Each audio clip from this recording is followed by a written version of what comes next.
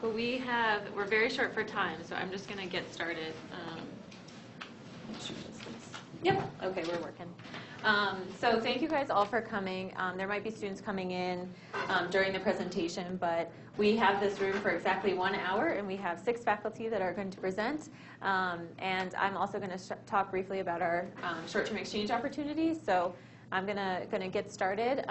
We all are going to be wearing a microphone because we're recording this session. So if you have any colleagues that really wanted to come but had class, you can tell them that we will be posting this session on our website so that they can access it later on for their reference. So my name is Lisa Branshaw. I'm the Assistant Director of Global and Experiential Education. So I have the pleasure of working with our faculty to take students overseas or domestically on study away programs. And so this is the roster of programs that will be offered during the summer. So each faculty member will talk briefly about their program. They will then some will have former participants speak about their experience. And then we'll also open it up for questions specific to that program. So if you're interested in particular programs and you have questions, you can ask them during this time. And I encourage you to do so because other students may have similar questions or may not have thought of your questions. So I ask that you share them with the group. And then I'll break down all of our short-term exchange opportunities. So these are offered through our partner institutions that are open to graduate students in the School of Business. And then I'll touch on long-term study abroad, which is another opportunity for you to go overseas. And then I'll end with just briefly explaining the application process and seeing if students have any final questions. We are going to have a reception afterwards until around 7:30. I understand some students may have class at 7:10, but feel free to grab some snacks, talk one-on-one with some of the faculty members before you go off to class. But we wanted to provide that opportunity for you to continue learning about the programs at that time. Come on in. So why should you study abroad? So some of the reasons, and there are probably more, but I think this is a great opportunity for you to really complement the core classes that you're taking in your degree by putting a lens, an international or domestic lens on them, and looking specifically in a country or a region or perhaps a certain sector that you're really interested in either building your expertise or it's a new area for you. I think it's also a great way to enhance skills. For those of you who have already traveled to new destinations, you know that it takes a lot of flexibility, it takes a lot of patience, you have to be adaptable in certain scenarios, so you're really building skills that you can apply in a professional environment. It also allows you access to new topics of study. So these are all, kind of the areas of expertise of our faculty members, and that they're, providing access to, really strong company visits. Some of these programs even have live clients where you're doing consulting for them. So it's a really great access to new topics of study. And you're also expanding your global network. I think a real benefit of these programs is that you're taking classes with students outside of your kind of program or your cohort. So you're taking classes with students across the university. And with our short-term exchanges, you're also taking classes with students all around the world who are coming from different partners. And it also increases your cross-cultural competency, and you're just raising awareness of the different cultures, different ways of doing business. And finally, which I think is important for everyone, it helps you advance your degree completion. So we offer these programs during traditional academic breaks when you might not otherwise be in class. And so it's a great way for you to earn credits in a short amount of time, which allows you more time to focus on your other classes during the rest of the semester.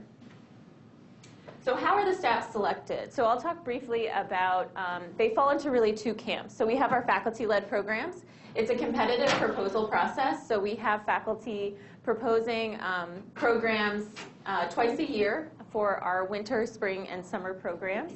And it's really an opportunity for them to utilize, they have so much knowledge in a specific area that they may teach on campus, but they also have connections with companies in other countries. And it's a really great way for them to leverage their expertise and open it up to students.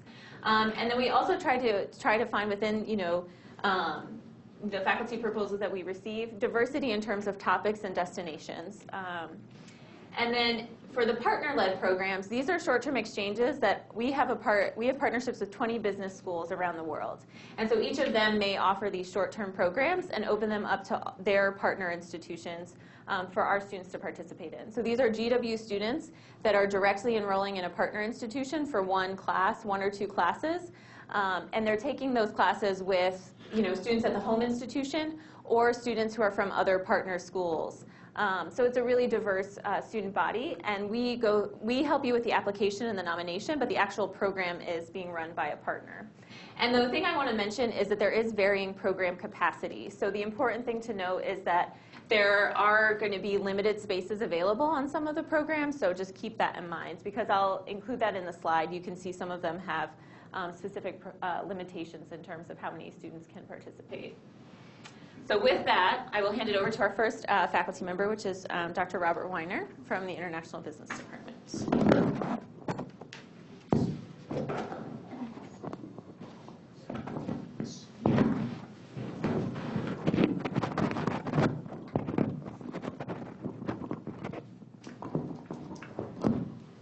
All right. Can people hear me okay?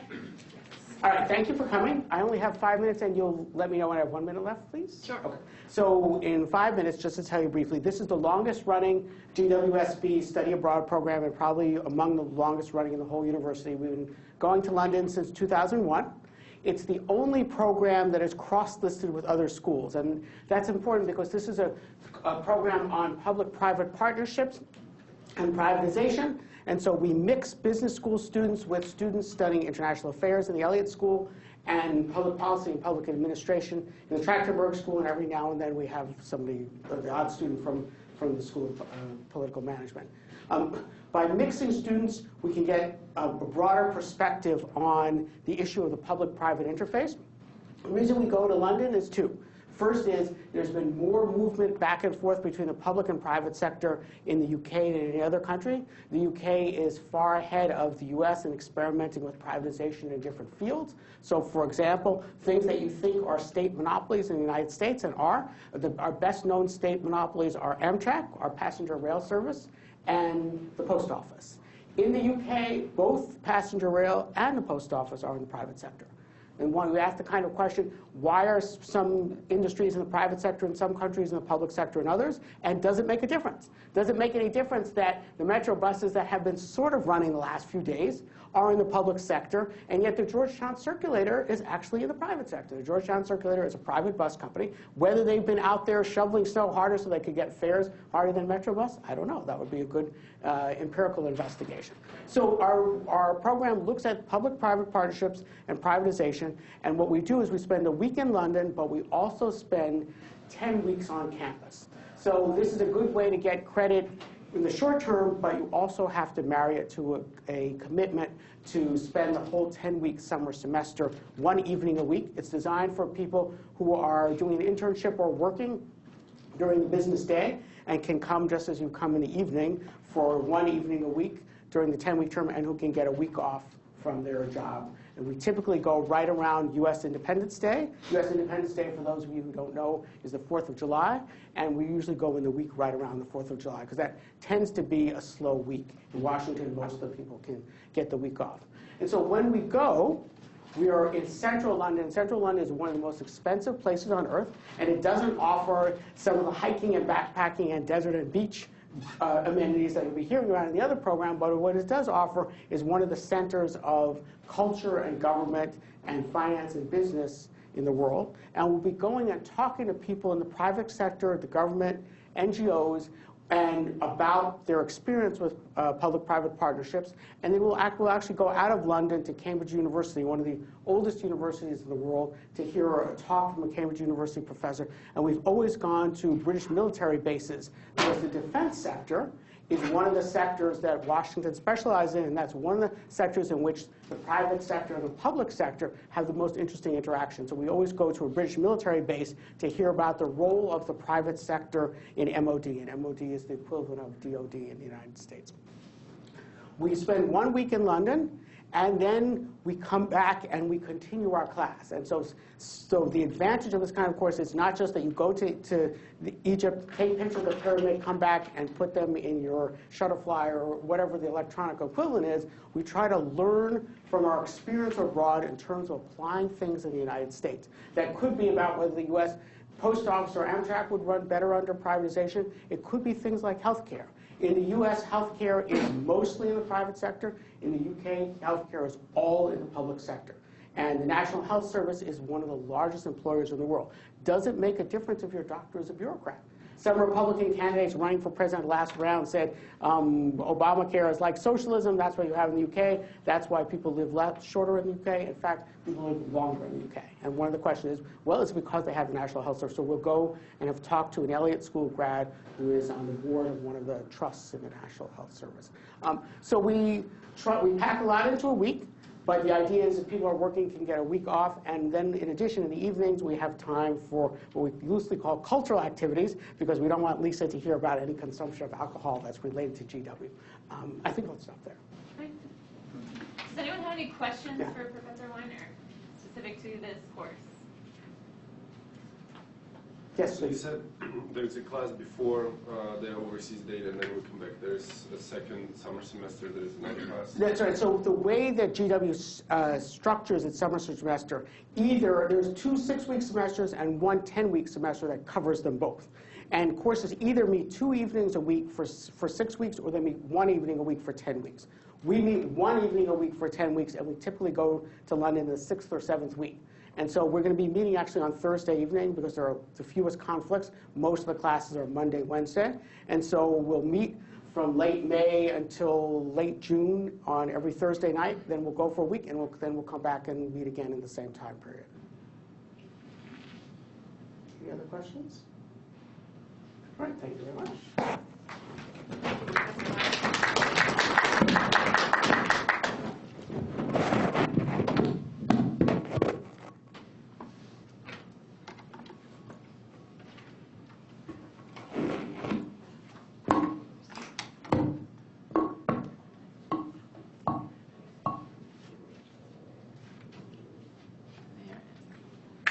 So with that, we're going to be hearing from Professor Lisa Delphi-Narati. And so she's going to be talking about the short-term study abroad program that's traveling to Brazil for the Summer Olympics. So she couldn't make it here today, but she did record a video, which I'm going to show you now, where she discusses a bit more about the program. Hi, I'm Lisa Delphi-Narati, the Director of the Masters of Tourism Administration program and also Professor of Sports Management. Sorry I can't be there with you today, but I'm in Serbia. I'm teaching for the International Olympic Committee, and I'd like to share some information about the course I'm taking to Rio during the Olympic Games. As many of you know, I've had the opportunity to attend 17 consecutive Olympic Games and have brought students to every Olympics since 1992 Barcelona. The course entails going behind the scenes and meeting with everyone from international Olympic committees, executives from national Olympic committees like the U.S. Olympic Committee, international federations, representatives from the local host organizing committee, all the way down to volunteers. It's a great opportunity to really hear and see what goes on behind the scenes to make the Olympic Games happen. We also have site visits to the Olympic Broadcast Center, as well as some hospitality venues. In the past, we've had an opportunity to also volunteer for USA House, and I think that's going to be happening again. As part of your assignment, you collect data on other spectators, trying to understand why they attended the games, how long they're staying, what motivated them, how much they're spending, and their satisfaction with the games in Rio as a destination. This course gives you an opportunity to not only learn about the Olympic movement, but to understand mega events and the social, cultural, and financial impact that special events have on host destinations. This includes the World Cup and the Olympic Games in Brazil. We also have an opportunity to personalize your experience. So each student writes a term paper on a subject of their interest. So some students write on sponsorship, others write on transportation, others write on hospitality, some write on the bid committee, the bidding of the Olympic Games, or the finances of the Games. so in addition to writing your term paper, collecting research, you listen to lectures, so you're there for 10 days. Every day we're busy from about 8 to 5, and then I say you get to go do social research, and that's either volunteering at USA House or going off to different events that you have interest. And it's a very busy time, but it's one of probably a life, something that you're going to remember for your lifetime. Most of my students say it was one of the best experiences ever, and I really I'm proud about the alums that have traveled with me over these many years, and I hope you'll be joining me as well, and so you can experience the Olympic movement behind the scenes.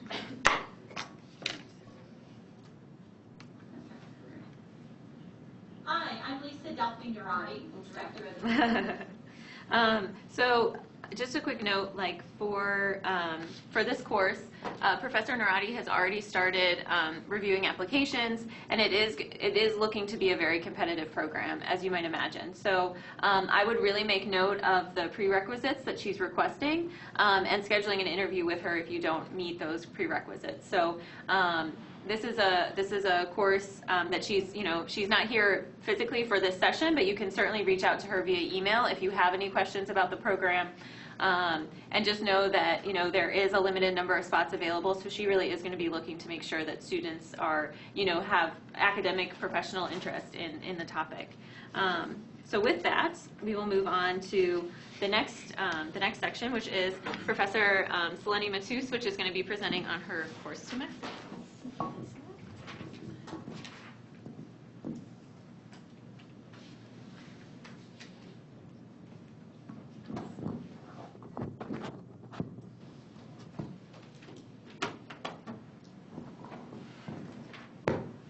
Good evening, everyone. Welcome. It's great to see so many faces. So our program from the International Institute of Tourism Studies has been running for many years as well. It's been 15 years, more or less, that we've been going to many destinations around the world. We offer a very well-crafted, robust consulting assignment. So you will have the experience of traveling to Mexico and San Luis Potosí, which is in the northeast of Mexico. And we will be working alongside the Autonomous University of San Luis Potosí to help our clients, which are the university and a group of their students, to do three things. The first is to look at how the recent designation of San Luis Potosí as a geopark could be utilized to ensure that it is bringing benefits to that community.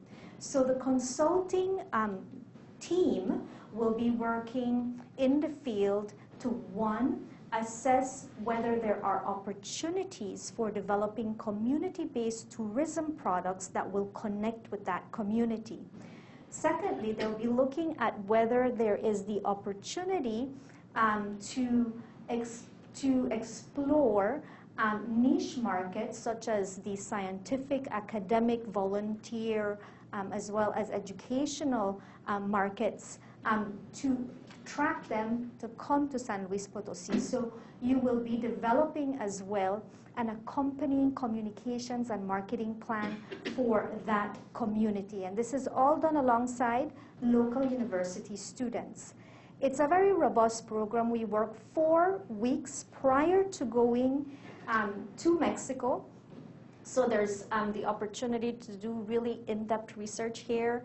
We will, during the 2 sessions weekly, we will be bringing into the classroom very experienced consultants, so a lot of guest speakers. We'll be looking at very current, relevant approaches to consulting, ensuring that you're understanding all the various dynamics associated to really working with a client, and a client in a developing world setting, which of course requires, as we heard from Lisa's introduction, lots of additional skills and know-how. So we really will be working with you to ensure that you are understanding the consulting field and its application to tourism. After the 4 weeks in the classroom, with all that research that you'll be doing as well as part of the lectures, we'll be going into the field, Mexico, spending 2 full weeks there. As we land, we arrive on a Sunday. By Monday, you are presenting your inception report to the client. And then you have, because you'll get feedback from that client, an opportunity to revise where needed, as is the case in real consulting world. And so you may need to revise your approach and so forth, and that is done on, right in the field, real time. And then you will have the rest of the week plus to really go into the field, to do the field work, to develop these deliverables that I outlined at the outset. We will close off by making a formal presentation to the client, you do, and then we come back and then have 2 additional sessions in which we aim to wrap everything up, and you produce your final report, which is then submitted to your client. So it's pretty robust, but it offers you a great opportunity to get in the field and really explore the real challenges of developing outputs, deliverables that are extremely useful and have a real application to situations. So hopefully you'll consider it. Do I have a few more minutes to maybe bring on Tanya? So we have a past participant of the program, Tanya Curry, who is now at World Wildlife Fund. And we'd love for her to just share her insights and to talk about what this has really meant to her.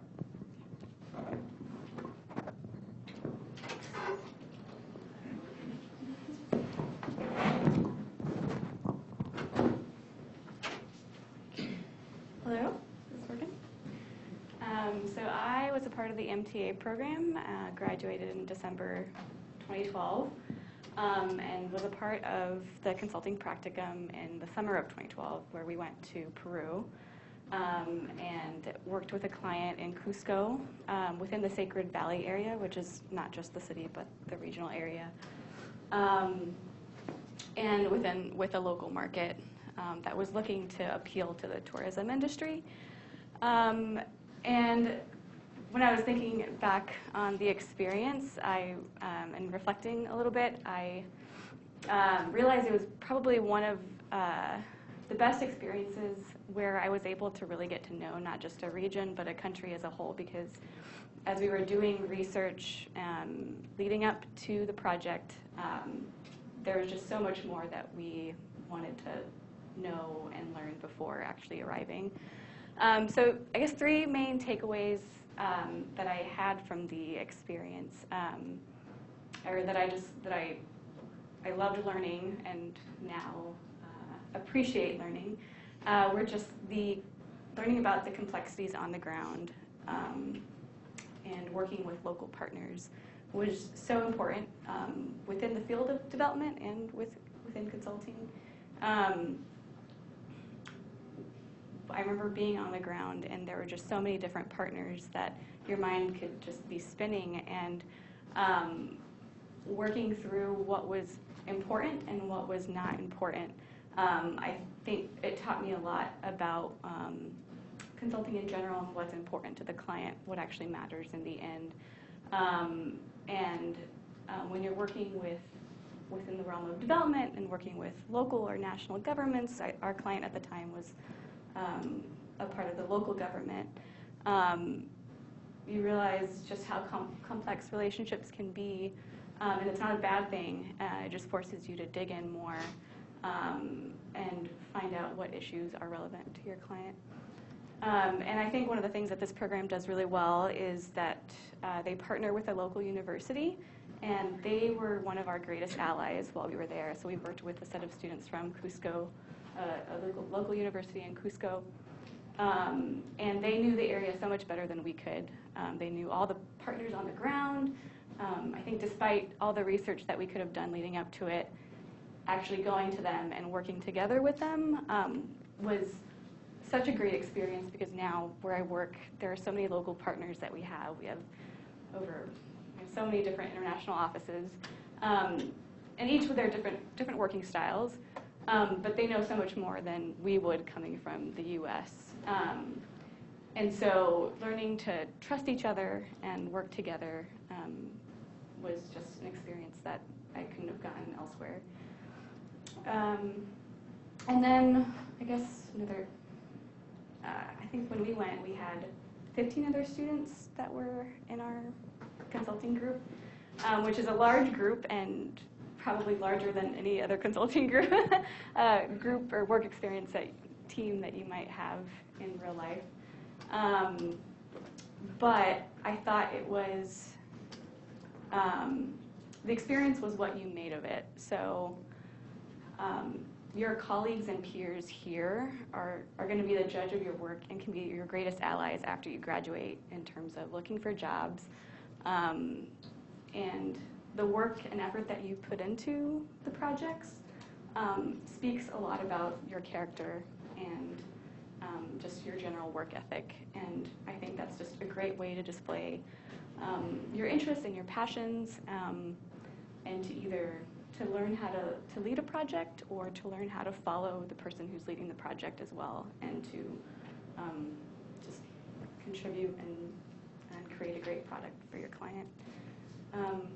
So yeah, it was a great experience, and afterwards I think a few of us even traveled throughout Peru, and so it was another great way to see the country. But I loved it, and loved getting to know my peers through the 2-week practicum and throughout the summer. I think we got to know each other better than anywhere else. So, experience. Well, thank you, Tanya. Do people have, did you want to say anything? Well, so Juan Luna is here, who will be traveling with Professor Matus on the trip. So, do students have any questions for Tanya? Or, yeah. So right now, I have a conflict with work that possibly I cannot make not to one of the classes. Is that like one acceptable? of the sessions? Or? One of the sessions, yeah. Yeah, we can definitely work around that. You know, it is a very dynamic process, and there is a fair level of work to be done prior. It's important to note that while the group is 15 plus, that we divide the group up, so there is substantive work and contributions by each individual. So I'm sure that we would be able to work with you, especially if you have, this conflict. So that's something that we can work with you around, for sure. Any other questions? Since you're working with, it sounds like a lot of locals, is it detrimental if you don't speak the local language? That's a very good question. And for that reason, we partner with a local university.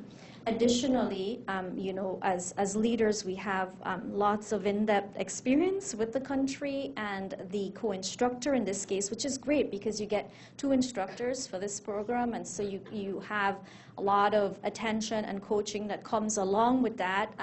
Juan Luna, who will be joining us as well, is native to Mexico. And so it really puts you in a situation where you may be uncomfortable, which enables you to develop skills that you might not. Because a lot of times, in the real world, you are placed in these very difficult situations. So by working alongside the local university students and also the coaching that you get from instructors, you have really good coverage and are able to operate in what may seem as a very difficult situation.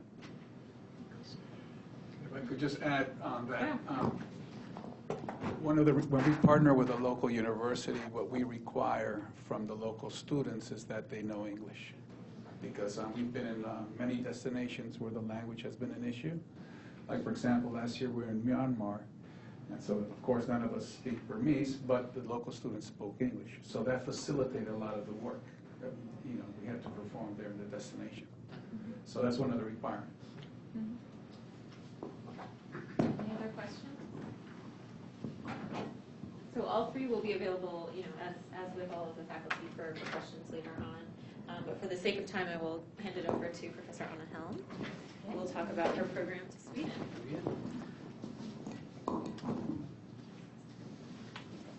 Okay, good evening. Thank you for the opportunity to speak to you tonight.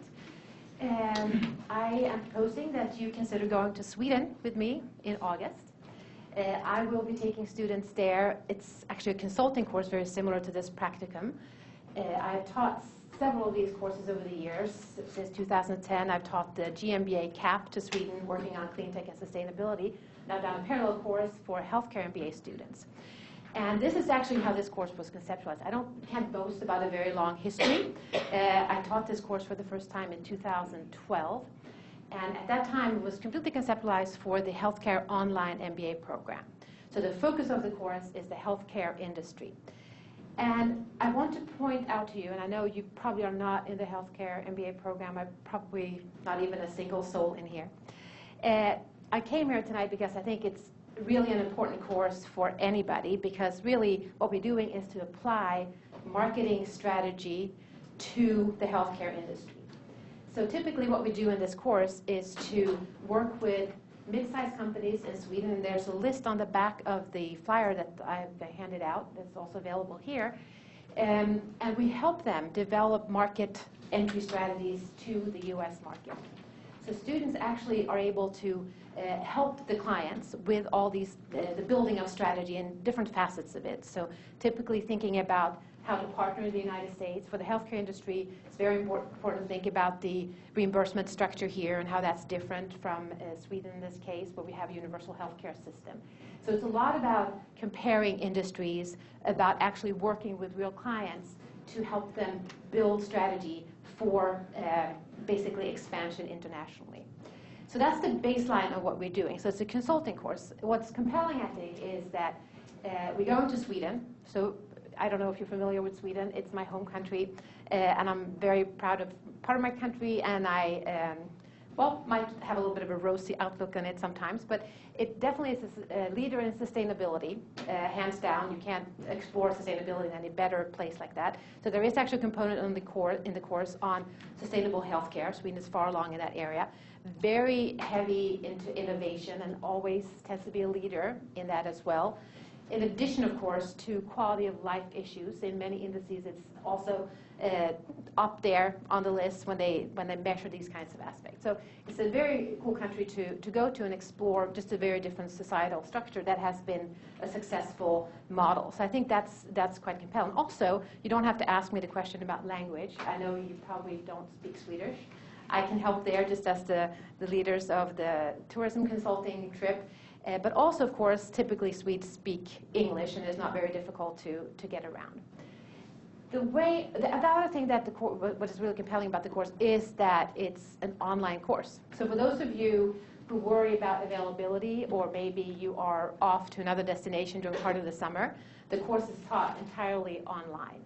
So there are recorded sessions in the system. We have some collaborate live sessions as well. There's a lot of work in virtual teams on the different team consulting projects as well. So it's a lot of flexibility, even though I certainly have a model for pushing you forward with a consulting project.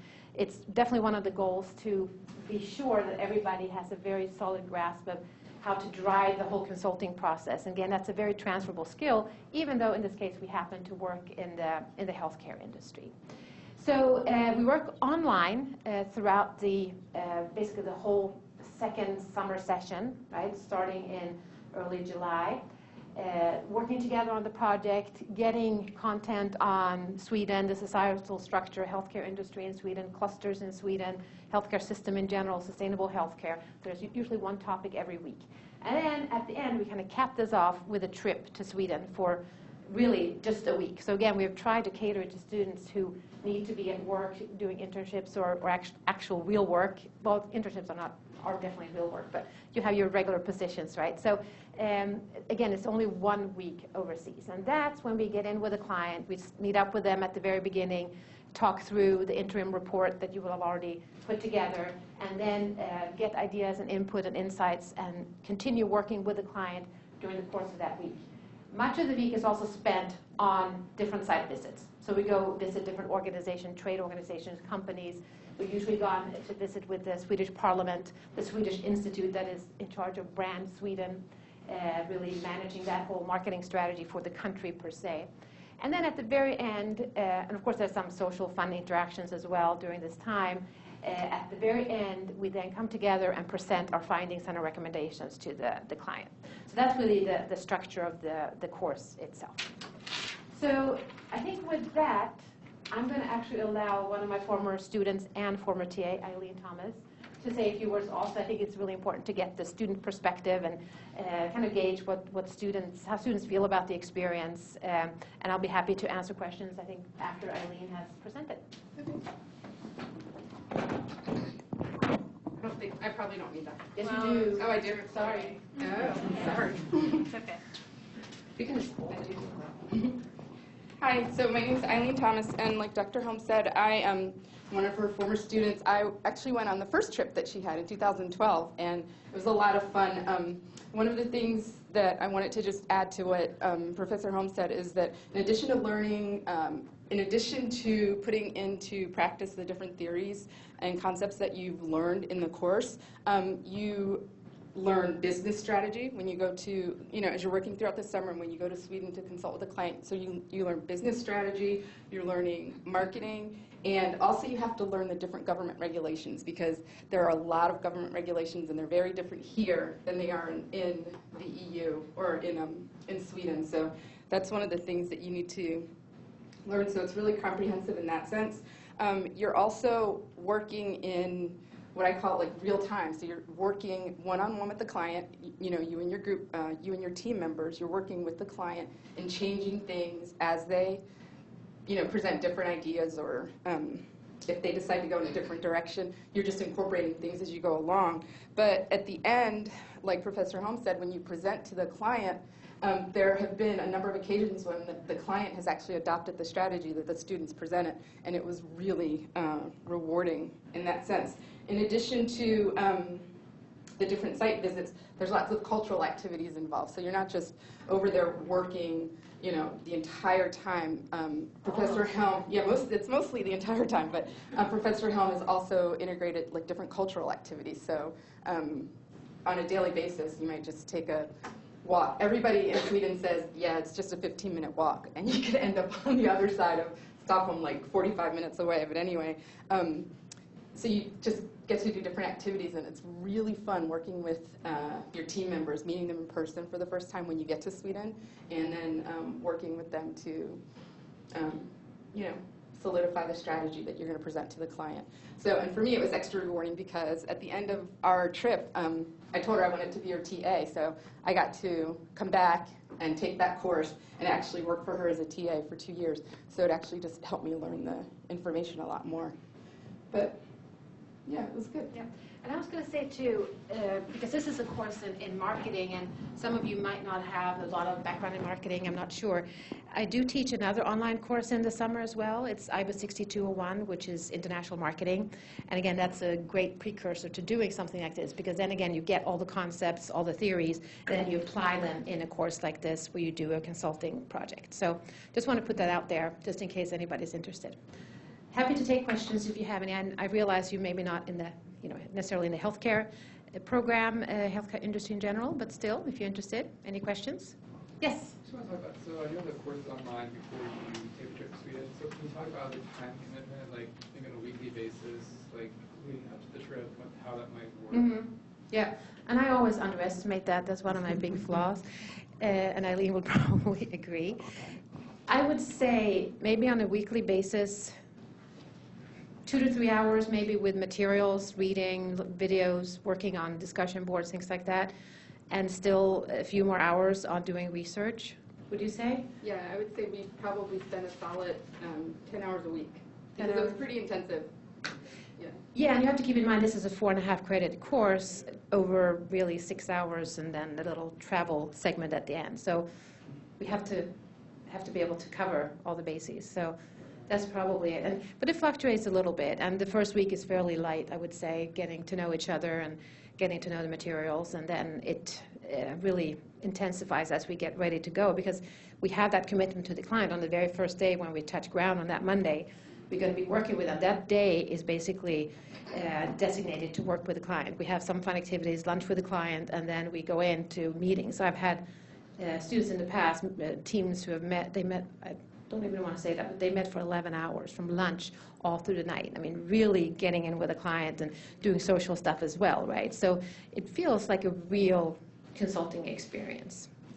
It's actually a lot of fun. Any other questions? Okay, thank you. Thank you, Professor Helm. So moving on, we have our study away opportunities, which are based here in the U.S., and we have 2 of them to offer this summer. So the first is going to the New York metro area, and this is focusing on global social entrepreneurship. So Dr. Ayman Tarabishi couldn't be here today, but his graduate administrative assistant, who will travel on the trip, Dilara Bogut, will be speaking on his behalf, and will be talking a bit about the program. Sorry.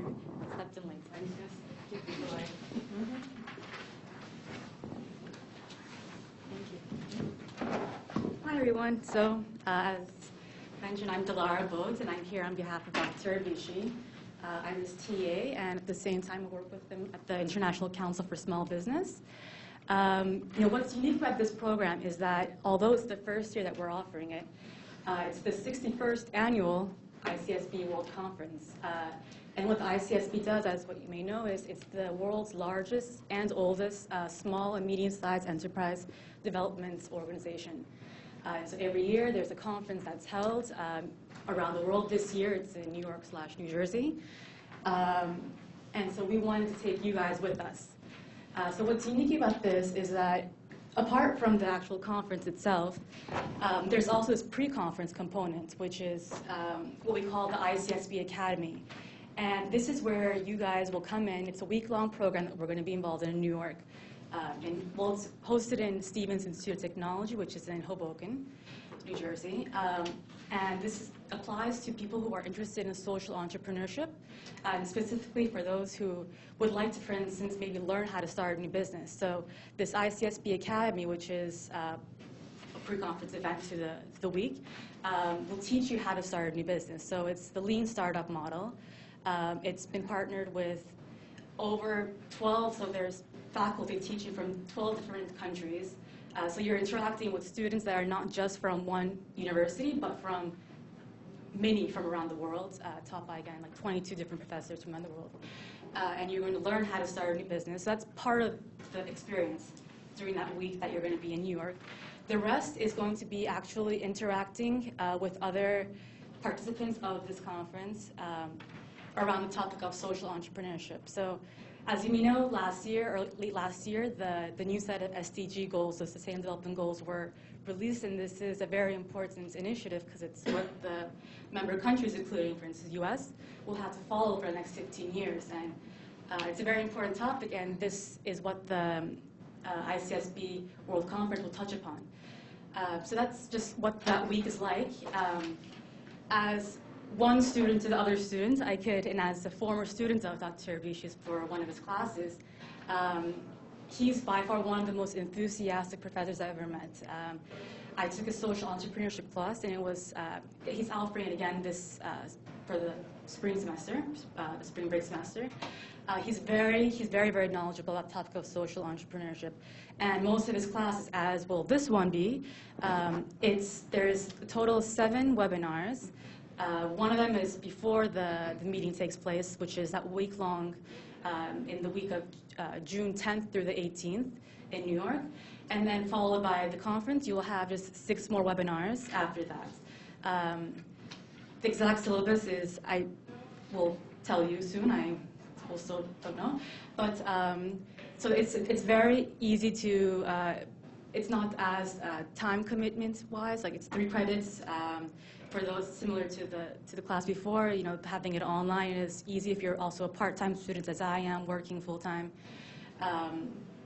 And the experience is unbelievable, and we're very happy to have GW partner with us this time on this. And yeah, that's the insight I can give you. If you have any questions, I'd be happy to answer them.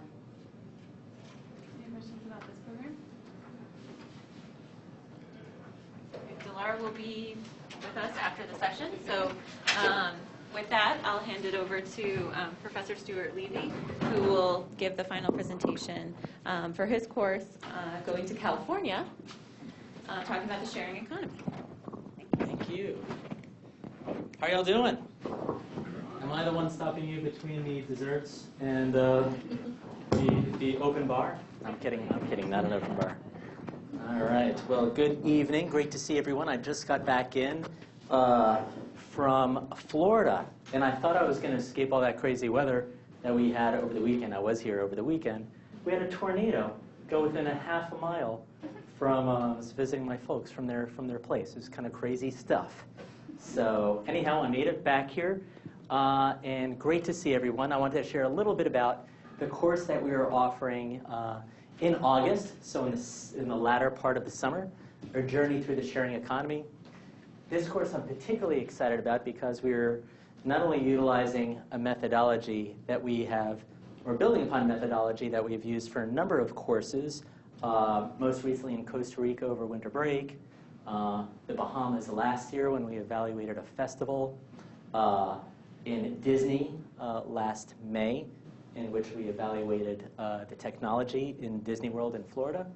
We're using some of the methods to take a look at what I'm sure all of you have experienced in one form or another, part of the collaborative consumption in hospitality. How many of you have taken Uber or Lyft?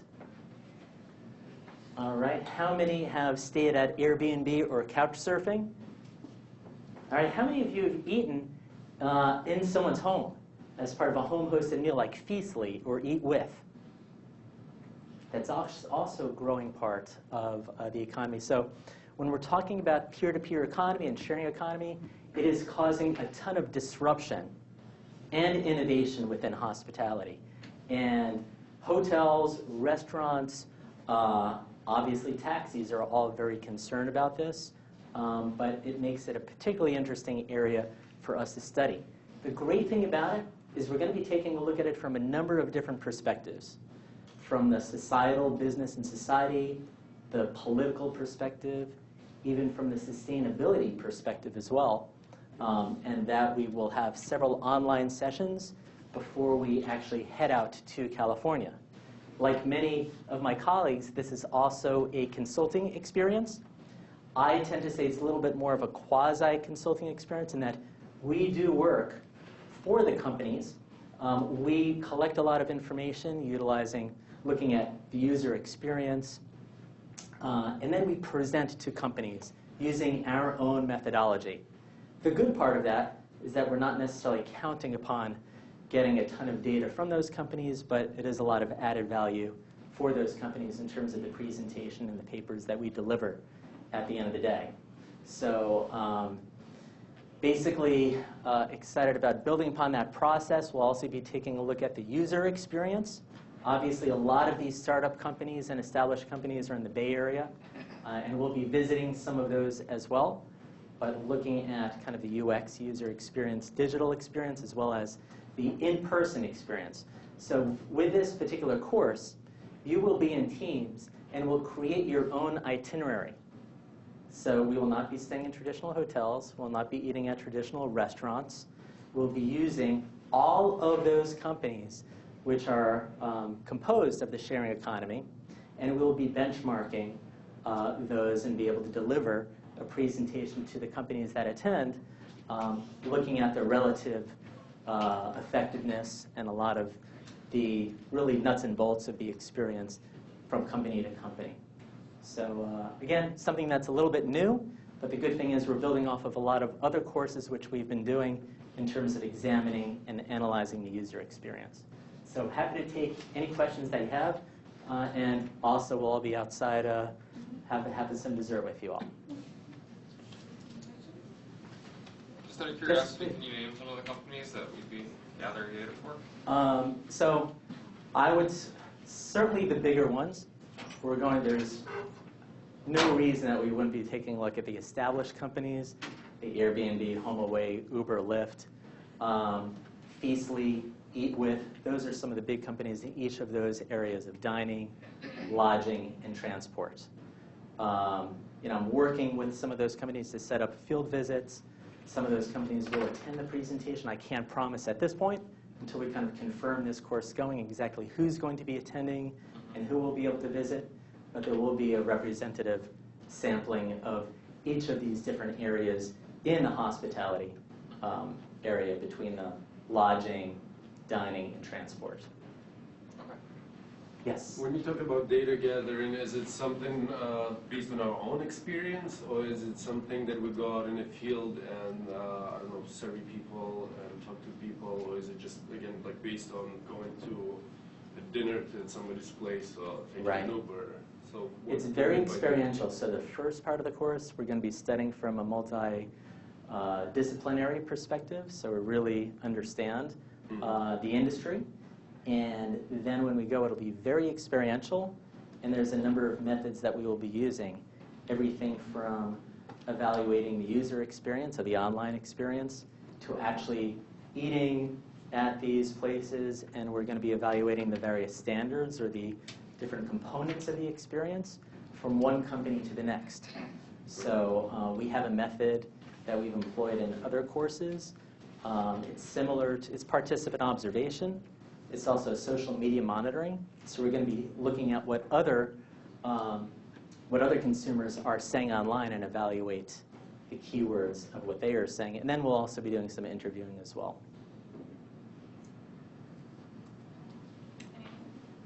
San Francisco?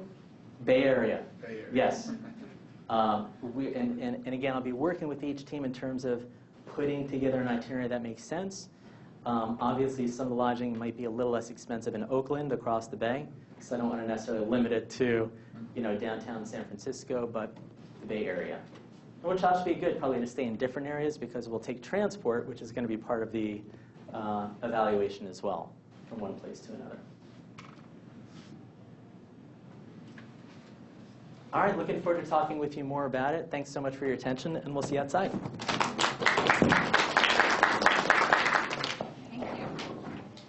So just to wrap up, we're not quite done yet because we still have about a few short-term exchange programs that I'll quickly run through just to introduce those programs for you. So again, these are offered by our partner institutions, and they are open to all students in their partner institutions. And they're developed and run entirely by those institutions, but again, a really diverse classroom experience for you. So we have a program going to Denmark with our partner Copenhagen Business School. I would say a highlight of this program is that it's over the course of the 6 weeks, you have a list of courses that you can choose from. So you can really pick the classes that interest you, and you would take 2 of those classes to earn 6 credits.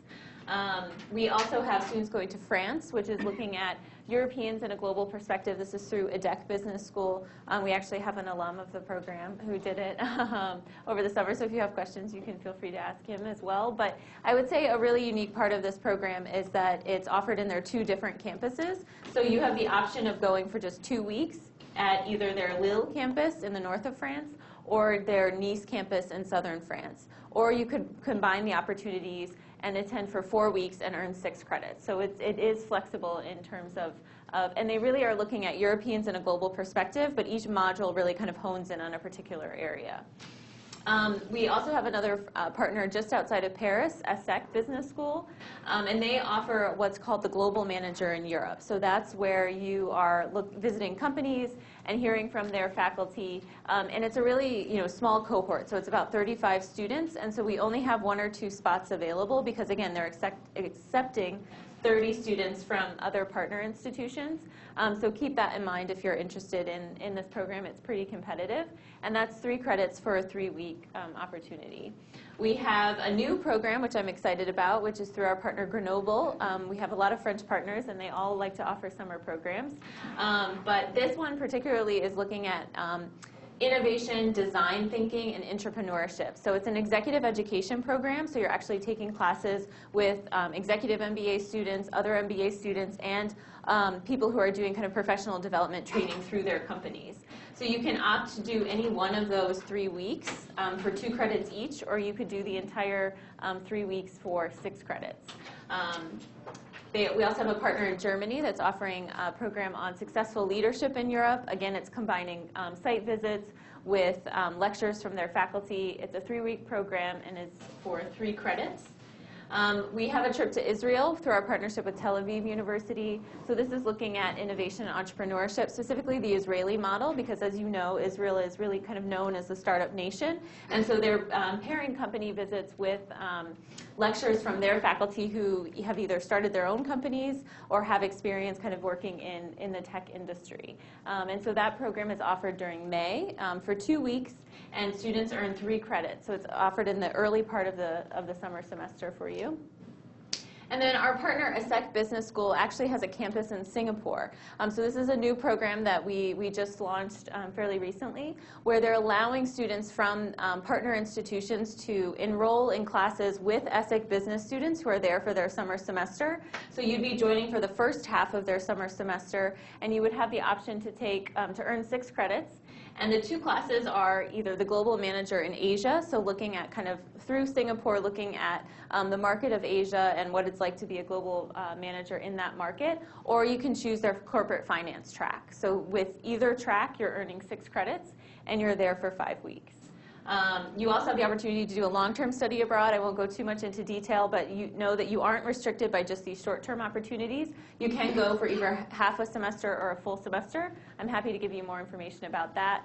But just a few notes about the application. So if you're planning to apply or if you've already started an application for one of these summer programs, I think it's important to note these following items. So one, you have to apply through the GW Passport system. If you go on our website, you'll see an Apply Now button, and that allows you to open an application. I encourage you to apply to all programs that interest you. So again, these programs can be very competitive, so it might not be guaranteed that you would get into your first choice. So it's, if you have more than one program that really interests you, that you feel strongly about, you can apply to more than one. The application will close. The deadline's February 28th for all of these programs we talked about, and it will close at midnight Eastern Standard Time on that day. So just make sure that you're not, scrambling the last minute to finish the application. And then that following week, the applications will be reviewed by the faculty, or if it's a short-term exchange program, our office reviews the applications, and then we will give admissions decisions to students at the end of that week. So a week from the application deadline, you'll know if you've been accepted. And then the next step is to make sure that you pay a $500 deposit. And so that deposit is due a week from when you're admitted, so you have 5 business days. And that deposit is really to show us that you're interested in the program, you plan on participating, you're committing to, kind of traveling with the program off campus. But the nice thing about the deposit, as I mentioned in the billing, is that it's applied to your summer semester tuition. So it applies as a credit to your summer semester. You can use it towards tuition or towards the program fee that is charged for each of these courses. We'll enroll you in the class. Again, there's a program fee, so there are some additional expenses since you're participating in an off-campus part of this program. And then we'll, kind of get in touch with you in terms of next steps. So make sure that you are eligible to travel overseas. If you're going on a study abroad program, get your passport.